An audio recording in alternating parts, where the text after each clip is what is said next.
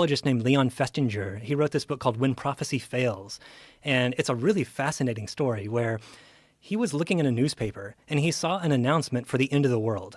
There was this cult called the Seekers Cult, and they had said basically on December 21st, 1953, I think it was, it's going to be the end of the world. There's going to be a massive flood. Join us, and so we can get whisked away on this spaceship before the end of the world happens. Festinger sees this, and he thinks this is a great psychological experiment because they are making a specific prediction.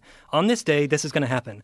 What happens when it doesn't happen? So he decides to embed himself in this cult. Basically, they knew he was a psychologist, but they said, yeah, sure, come on by. So him and some of his researchers, they just sit with the cult on the day that the world is supposed to end because they want to know, how are they going to deal with the fact that the world doesn't actually end?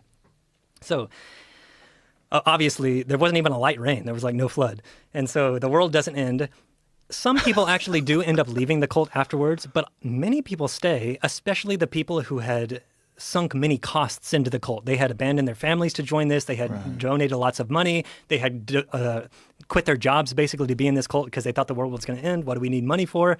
And so those people stayed. And now Festinger coined the term cognitive dissonance. So the idea that you're holding two irreconcilable views in your mind at the same time. So one of their views is we predicted because we have received revelations from God basically that the world was going to end on this day. That's one position they're holding. The other position is the world didn't end on that day. So this is cognitive dissonance. How do we reconcile the fact that these two things contradict each other, but we have to believe both of them?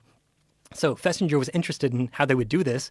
There were a couple rationalizations originally. One was, well, maybe God meant it in a figurative sense, not a literal sense. Maybe it was a figurative flood that was going to cleanse our minds of, something. Instead, not like a literal flood that was going to kill everyone. But then they said, no, we actually thought it was going to be a literal flood. So he's in the middle of their discussions when they're rationalizing this. And they eventually come upon the conclusion God was going to destroy the world. We were right to believe that he was going to do that. But because he saw how fervently we believed in him and how fervently we believed that the world was going to be destroyed, he decided to have mercy on us and didn't destroy the world.